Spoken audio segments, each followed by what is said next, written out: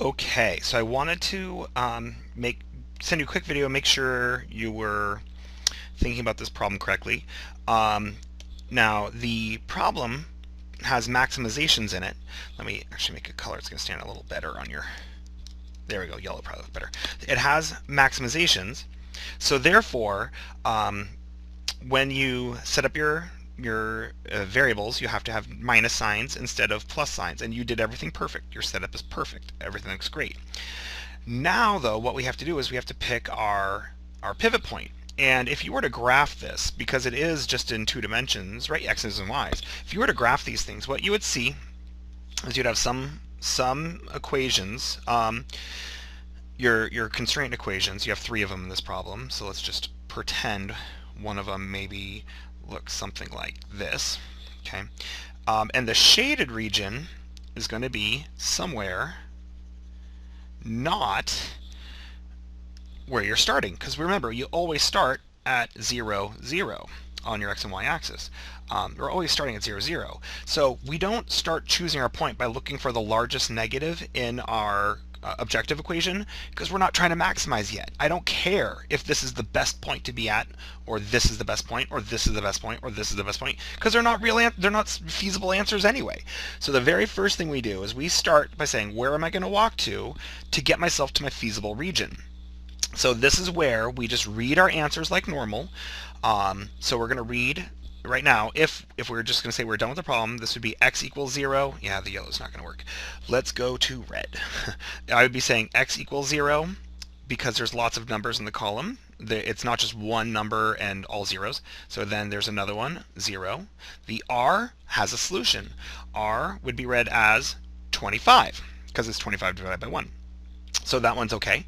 S would be read as negative 10. That row needs a star because it's a negative answer. And remember the general rules that we talk about. All of our variables, including our slacks, they all have to be greater than or equal to 0. This one was not, so we're saying this is a problem. We need to travel in that direction. Same thing for the next row. When we read our answer, it has a negative 1 equals 0, but actually that's okay. Even though it's negative, it's still okay because it's 0. That's fine. So only this row gets a star. So now the thought process is look for the largest positive number, and note that this is a positive number, so that's why we look for largest positive.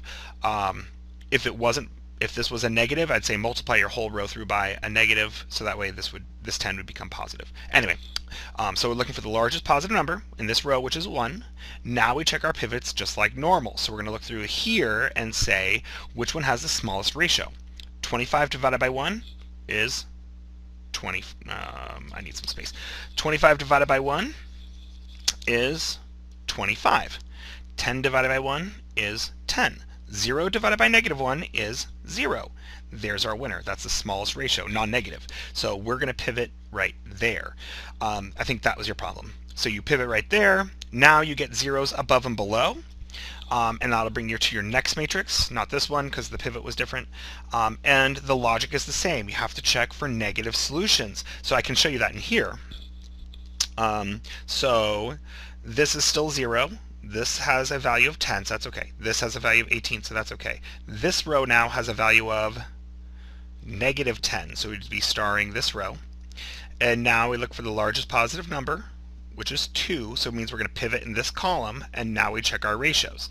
18 divided by 1 is 18, 10 divided by 0 is undefined, and 10 divided by 2, that's 5. So our pivot should be right there.